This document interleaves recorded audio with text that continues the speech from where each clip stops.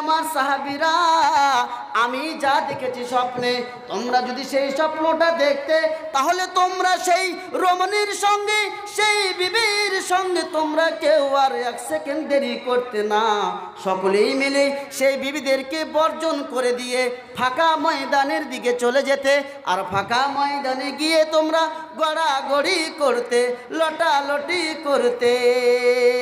এইভাবে যখন আল্লাহর নবী বলে দিলেন, এবার সাহাবারা অবাক হয়ে গেলেন। আল্লাহ পাকের রাসূল, আপনি কি দেখেছেন? যা দেখলে আমরা এইরকম হয়ে যেতাম।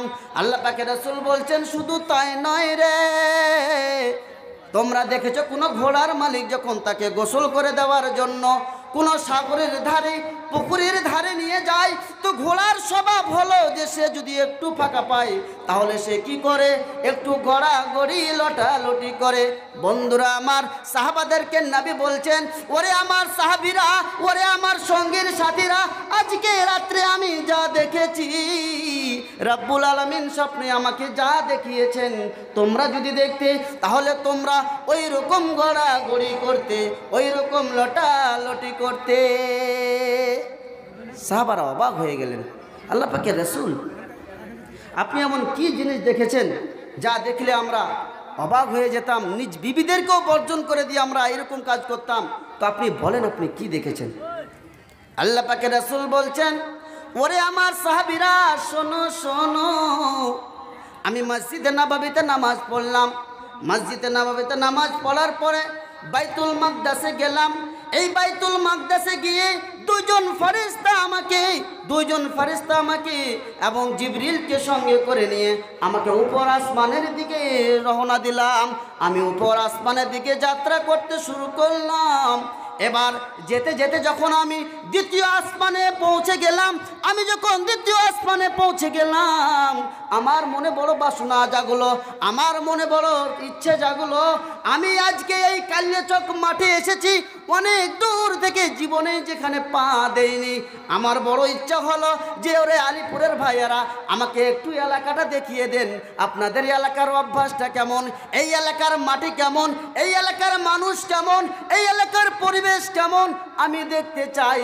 আলিপুরের একজন ভাই আমাকে এলাকা ঘুরিয়ে নিয়ে বেড়ালো। আমি বাড়িতে ফোন করে বললাম, বিবি রে, আলিপুরের গ্রামের এলাকার মানুষগুলো এমন, মাটিটা এমন, ব্যবহারটা এমন, চরিত্রটা এমন। আল্লাহ পাকের রাসূল এবার সেই প্রথম আসমান থেকে দ্বিতীয় আসমানে যখন ধাবিত হলেন, আল্লাহ পাকের রাসূলের একটা স্বপ্ন জাগলো। আল্লাহ পাকের রাসূলের মনে বড় বাসনা হলো সেই জায়গায় একটু হেঁটে বেড়াই। আল্লাহ পাকের রাসূল বলছেন, মা মিন বুকাতিন ইল্লা ফিহা জাবহাতুন সাজিদাতুল লিল্লাহ। যেদিকে তাকাই, যেদিকে আমার দুটো অস্ত্র যায়, যেদিকে আমার দুই নয়ন যায়, সেদিকেই দেখি যেন কে যেন সাদা সাদা বস্ত্র পরিধান করে বসে আছেন, কে যেন উপর হয়ে পড়ে আছেন, কে যেন সাজদার হালাতে পড়ে আছেন। আমি অবাক হয়ে জিজ্ঞাসা করলাম, মান হাউলাই ইয়া জিবরিল, ও জিবরিল, আমি জীবনেই কোনোদিন দেখিনি, এই দৃশ্য কোনোদিন আমি দেখিনি। আল্লাহ পাকের রাসূল বলছেন, ওরে জিবরিল, বলো বলো, এরা কারা, এরা কবে থেকে, এরা কখন থেকে, এরা কিসের কারণে, এদের কিসের অভাব, এরা কি চায়, এদের খামতি কি, এদের মনের বাসনা কি, আমাকে বলে দাও। আমি এইরকম দৃশ্য কোনোদিন দেখি নাই। জিবরিল আমিন বলেন, আল্লাহ পাকের রাসূল, ওরে আমার প্রিয় হাবিব রে, এরা অসংখ্য, এদেরকে গুণে আপনারা শেষ করতে পারবেন না। এরা হাজার হাজার কোটি কোটি, এরা lakh lakh, million million, trillion trillion, এদেরকে গুণে শেষ করতে পারবে না। এরা হচ্ছে আল্লাহ পাকের ফেরেশতা, এরা হচ্ছে মালাইকা। যে আল্লাহ রাব্বুল আলামিন সর্বপ্রথমে এই জীবকে সৃষ্টি করেছিল, মালাইকাকে, যাকে নূর দিয়ে সৃষ্টি করেছে। এদের বাড়ি ঘর নেই, এদের বাবি বাল বাচ্চা নেই, এদের সংসার নেই, এদের সুখ নেই, এদের দুঃখ নেই। এদের সকাল হয় এমনই, এদের সন্ধ্যা হয় এমনই, এদের দুপুর হয় এমনই, এদের ঝড়ে এমনই, এদের অন্ধকারে এমনই, এদের আলোয় এমনই। এদের কাজ হলো এই রকমে যে যেই কাজে তাকে লিপ্ত করা হয়েছে তারা সেই কাজেই মগ্ন আছে। কোন ফেরেশতা বলছে সুবহানাল্লাহি ওয়া বিহামদিহি সুবহানাল্লাহিল আযীম, সুবহানাল্লাহি ওয়াল হামদুলিল্লাহি ওয়া লা ইলাহা ইল্লাল্লাহু ওয়াল্লাহু আকবার, লা হাওলা ওয়া লা কুওয়াতা ইল্লা বিল্লাহ। এইভাবে তারা তাসবিহ তাহলিল বলেই চলে যায়। এদের রাত হয় এমনই, এদের দিন হয় এমনই। আমি আপনাদের সামনে আমার বিষয়ে নাম রেখেছিলাম আপনার বিবেকের কাছে আমার জিজ্ঞাসা, আপনার মস্তিষ্কের কাছে আমার জিজ্ঞাসা, আপনার ইগোর কাছে আমার জিজ্ঞাসা। একবার বলুন, যেই প্রাণীগুলো, যে জীবগুলো রাত আর দিন, দিন আর রাত এই ইবাদতে মগ্ন, তাসবিহ তাহলিলে মগ্ন, বলুন তো এই প্রাণীগুলোকে আল্লাহ রাব্বুল আলামিন কি জান্নাতে দিবেন? জান্নাতে দিবেন? জান্নাতে দিবেন না। কেন? তারা জান্নাতের ভাগীদার নয়। জান্নাতে কে যাবে? আল্লাহ রাব্বুল আলামিন বলছেন লা আমলা আন্না জাহান্নামা মিনাল জিন্নাতি ওয়ান নাসি আজমাইন। ওরে পৃথিবীর মানব মণ্ডলীরা, আমি মালাইকার জন্য জান্নাত তৈরি করিনি, আমি জান্নাত তৈরি করেছি কার জন্য? এই জিন সম্প্রদায়ের জন্য আমি জান্নাত তৈরি করেছি। কার জন্য? এই মানুষ সম্প্রদায়ের জন্য, এই বানি আদমের জন্য। সুতরাং কেউ যদি জান্নাতে যায় তাহলে জিন সম্প্রদায় যাবে, কেউ যদি জাহান্নামে যায় তাহলে জিন সম্প্রদায় যাবে, কেউ যদি জাহান্নামে যায় তাহলে বানি ইনসান সম্প্রদায় যাবে, কেউ যদি জান্নাতে যায় তাহলে ইনসান সম্প্রদায় যাবে। ইহা ছাড়া আর কেউ আল্লাহর জান্নাতে, আল্লাহর জাহান্নামে যাবে না। বন্ধুরা আমার, আজকে যার জন্য জান্নাত, যাদের জন্য জাহান্নাম, আজকে তারাই আমরা আজকে আল্লাহকে ভুলে গেছি, তাই আমাদের এই দুর্দশা। বন্ধুরা আমার, কত ওয়াজ শুনবেন লাগাতার আহলে হাদিস জামে মসজিদে যেখানে খুতবা হয়, বছরে 52টা খুতবা আমরা শ্রবণ করি।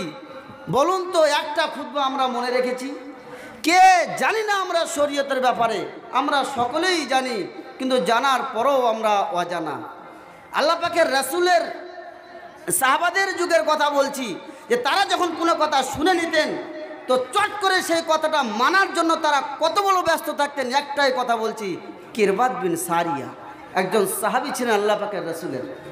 আল্লাহ পাক রব্বুল আলামিনের নবী একটা মাজলিসে একটা ছোট্ট হাদিস শোনালেন। হাদিসটা কি? ইদা সাকা আহাদুকুম জাওজাতাহু উজরা, তোমাদের মধ্যে কেউ যদি ওর বিবিকে এক গিলাস পানি পান করিয়ে দেয়, তো রব্বুল আলামিনের নবী বলছেন উজিরা, তাকে নেকি দেওয়া হবে, তার নামে পুণ্য লেখা হবে, তার নামে নেকি লেখা হবে, গুনাহ লেখা হবে না। সামান্যটুকু কথা কিরবাদ বিন সারিয়া মজলিসে শুনলেন, আর শোনার পরে ভাবছেন যে আজকের মতো তো মজলিস শেষ, এখানে বসে থাকা লাভ নাই, লাগাও দৌড়। চলে গেলেন বাড়িতে। বাড়ি গিয়ে বিবিকে ডাকছে, কই রে সোলাহার মা, ওরে সোলেহার মা। সোলেহার মা নেই, কোথায়? বাড়ির পিছন থেকে আওয়াজ আসছে, কি হলো? আসছি। ও বেচারির মন যে আমার স্বামী হয়তো টাকা পয়সা ভুলে গেছে বা কোনো জিনিসের দরকার পড়েছে, এই জন্য এসে বেচারি তাড়াহুড়ো করে আসে। এসেই দেখছে তো কিরবাদ বিন সারিয়া তার মশক থেকে, কার কুজা থেকে এক গিলাস পানি হাতে করে নিয়ে ধরে আছে। ওর স্ত্রীকে বলছে, আয় আয় পান কর। কি ব্যাপার? তুমি দূর থেকে আসলে, আমি তোমাকে পানি দেবো কিসের? তো তুমি আমাকে পানি দিচ্ছ, আমাকে কি পিপাসা লেগেছে? আমি তো বাড়িতে আছি। তো বলছে ওগুলো কথা পরে, আগে পান কর। স্বামীর জিদ, ও বেচারি পান করে নিল। এবার পান করার পরে বড় নিঃশ্বাস ছেড়েছেন, আলহামদুলিল্লাহ। এবার এই কিরবাদ বিন সারিয়া বলছেন,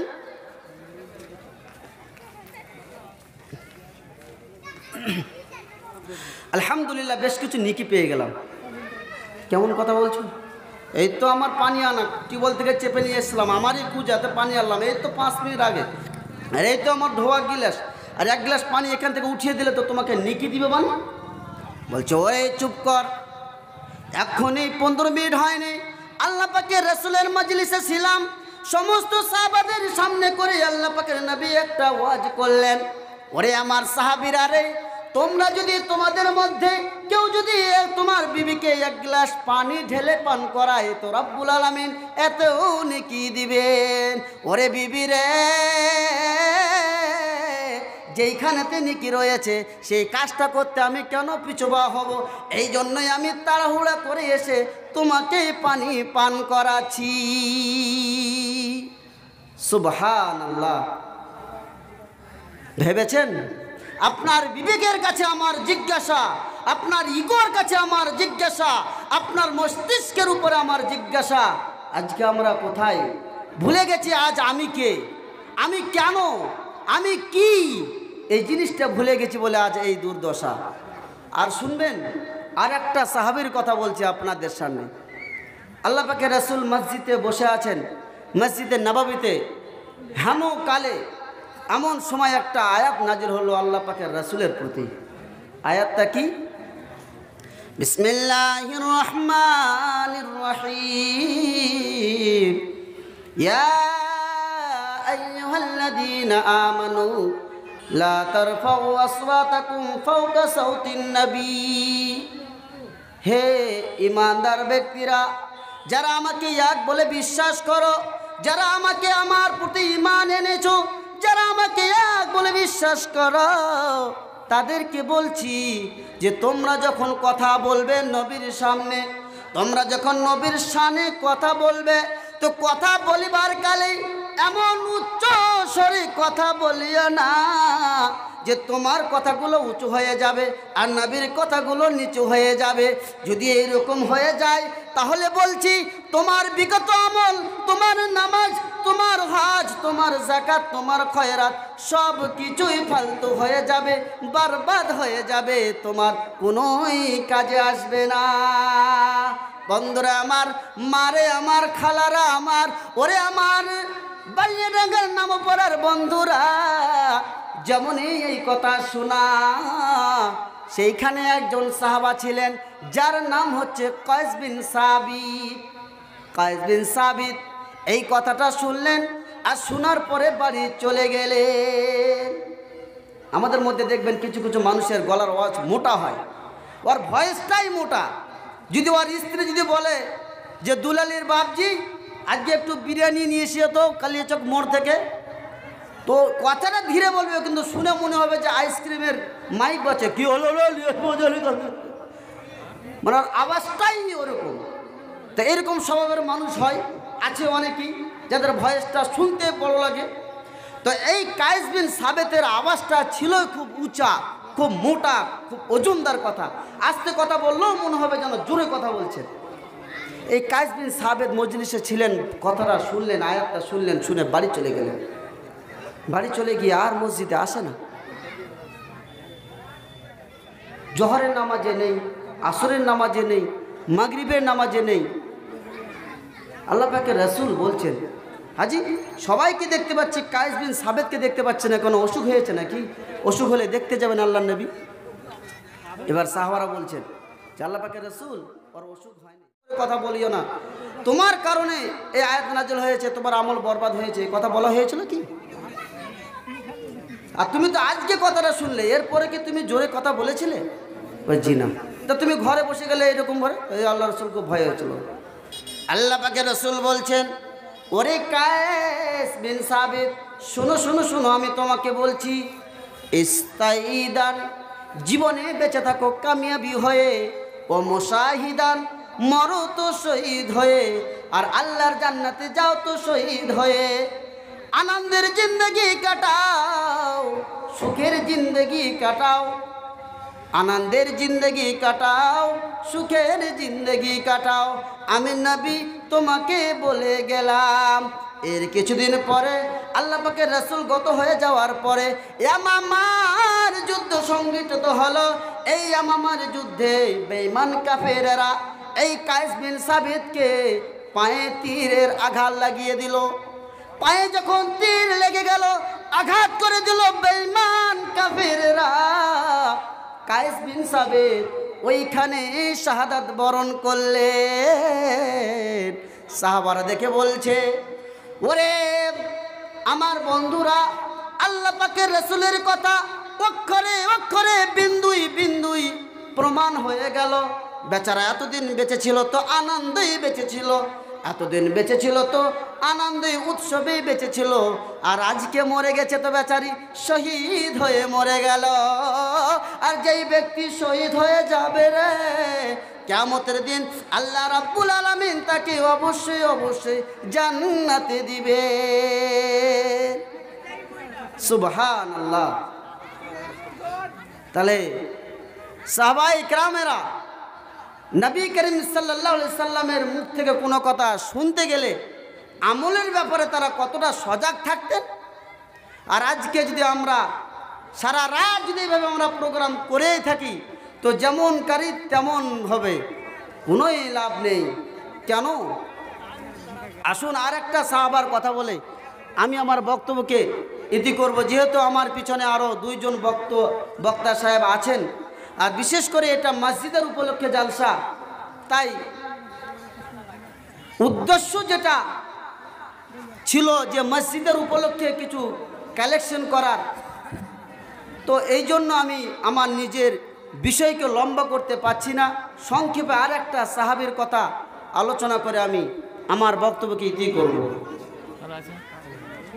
আল্লাহ পাকের রাসূল একদিন সুফিয়ান বিন হারিসের কাছে দাওয়াতে ইসলাম নিয়ে গেলেন। দাওয়াতে ইসলাম নিয়ে গেলেন সুফিয়ান বিন হারিসের কাছে যে আমি আল্লাহ পাকের রাসূল, তুমি আমাকে কি করো, রাসূল হিসাবে মানো, ভুল পথ ছেড়ে দাও, সোজা পথে আসো। তো সুফিয়ান বিন হারিস আজকের কথা না, সে যুগের কথা বলছি। আমার আপনার মতন দুটা লোক যদি জোড়া করা হয় তো যেরকম লম্বা বলিষ্ঠ হবে, এইরকম একটা লোকের কথা বলছি, সুফিয়ান বিন হারিস।